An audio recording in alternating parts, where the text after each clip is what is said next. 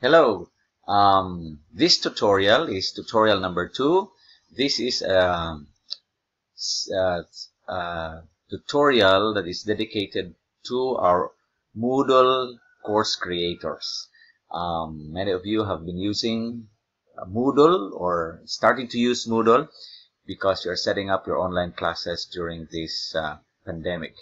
So if you're using Moodle, there are some tips I would like to share with you. And in my previous tutorial number 1, I taught you how to upload your lesson guide or your module, the script of your module, into a lesson structure in Moodle. So we placed it here. Okay, so now you can go back to that. And now that you have placed your lesson guide or your lesson structure that will be read by the students, the lesson guide, then you have to upload your learning materials. You have described probably in your lesson guide the materials that students will access. So here we will be uploading. I'll share simple tips on how to upload your instructional materials. They can be PDF files, PowerPoint presentations, or other materials you would like them to access that you need to upload. Okay, so let's turn editing on. This will activate your editing capacity. So if you're a teacher assigned to a course and that is your role, it's easy for you to edit because of the turn editing on capacity or freedom that is given to you by your administrator. So let's add an activity or a resource. That's what you will click. Since we will be adding resources, let's go to the resource section. Okay, so the resources section will probably be that of a book, an ebook, a file, and a page, a URL page. So you can link all the materials there. So let's start by uploading a file. Before I do that, I always suggest that we label first so that we will not be confused. So I'll put a label here to designate that this is a place for the learning material. So I'll add a label. So adding a label is very easy. You just have to type and designate a place for materials. So I'm saying learning materials. Okay, so that's it. Simple. So I made it bold. Increase the size maybe of the fonts. I'll put color. I'll press this and I'll put color. Okay, so that's it. So once that's done, I'll just save and return to the course. So when I save it, I'll see in the front side the learning materials. See, that's there, learning materials. So I'll move it to the right a bit. Yes, so that it will be seen, move to the right. So I'll be placing all my learning materials here. Okay, so I'll put my learning materials. So I'll add a file. So first I'll add a PDF file. So if in the lesson guide you require your students to read a file, a PDF file, so then inside the PDF file is content. Maybe PDF file, a chapter of a book in PDF file. You can also do that. Then I'll upload. So I have here to name what the material is. I'll say basic principles of baking. This is in PDF. I'll say in PDF.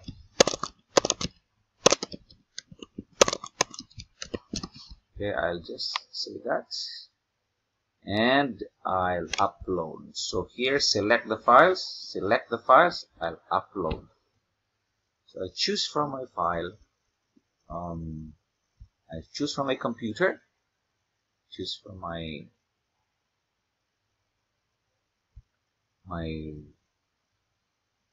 computer the file that I need to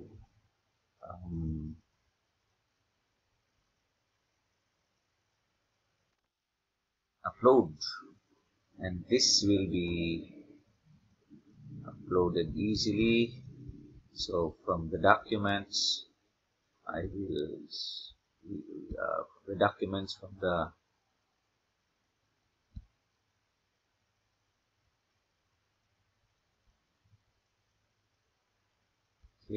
from the file, I pick maybe from somewhere a PDF file. So maybe I choose file from, yes, if it's a PDF file, just like that. So I'll choose a PDF file, and then I will upload. I'll choose that, I'll upload, and I'll upload. So that will appear in your, if it's heavy, it'll take a little time, and if your connection is also slow, it will take a little time. But if it's fast, it's okay. So I'll save and return to the course, and that's it. Just very easy. So here I have already the PDF file there. Okay, and I'll move it to the right so that I'll say that that is under that part. Okay, I can also upload a PowerPoint. Still, I'll go to the file,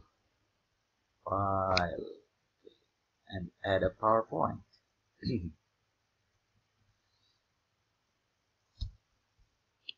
Add a PowerPoint. So I'll say baking steps in baking. I'll ask my students to read the steps through a PowerPoint, then I can upload. So still the same, upload file, choose the file from your computer, and then upload. So that's how we can, similar procedure. My suggestion is, if you are using a PowerPoint and uploading a PowerPoint, my suggestion is put your PowerPoints in PDF files so that they cannot be they will not be destroyed, they will not be revised. So here is a PowerPoint, but I am transforming a PowerPoint into a PDF file. So still in a PDF file, so but it's a PowerPoint. I'll show you the PowerPoint. Okay, so that's the PowerPoint. Save.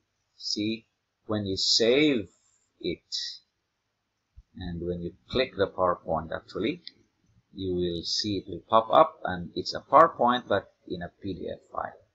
That's the reason why I put it in a PDF file, because I don't like my students to see the PowerPoint and then after seeing revising or changing. You can change this, so that's in a PowerPoint but in a PDF file. So it's easy when you save your after you save it as a PowerPoint, just have another file that is saying save as in PDF file. Okay, so when I go back to my course, I'll see that it's there. It's PDF in PDF file. So I'll go back to my front side of the, so upload. Okay, upload your material. So learning materials there. Okay, so the learning material is just there. and I'll move this to the right. I'll add more, probably one more. I'll add another, what will I add? I'll add a URL or I will add a page from, so let's see how we can add a page. What will I add? A page. What kind of page is this? Maybe this is a page, okay, a content page. Page content. You want to make a page content, you will write your lecture here. You will write your lecture at this side. That's a page that will be a lecture page. Okay, so you can say lecture, just like a Word file, but you just transfer, no? Lecture on yeast. This is okay. So you put your lecture here. You paste your lecture here. If you have a lecture, you'll add a page. Add a page. Put your lecture there. Place it there. So you can write your lecture in detail. Okay. And after that, you can save and return to the course. So save and return to the course. You have a page. So you can add a page. You can add a PowerPoint. You can add a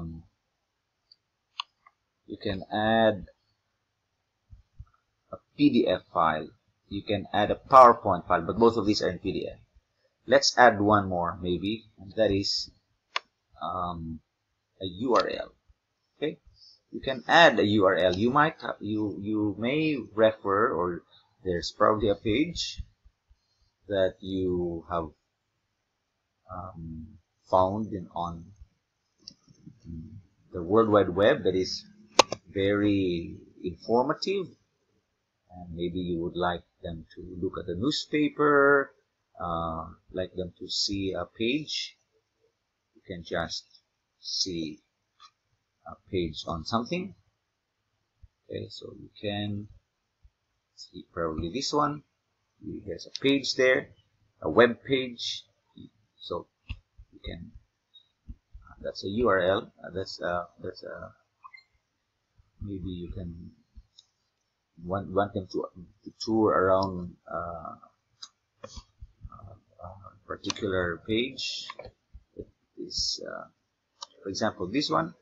There's a page that you can choose from the internet. You want your students to read this, and you can just pull out this one. Okay.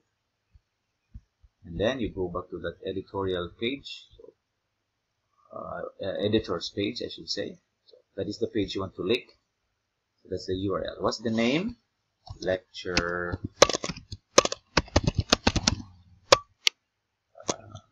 web page. Just copy the URL. Choose the link. I copied this link here, and when I copied, okay, and I pasted it. Okay, so I'll describe what that is, and I will just say appearance. I can probably make the appearance will probably be pop-up. Okay, pop-up. In pop-up, that means it will go to pop-up, and I'll say it is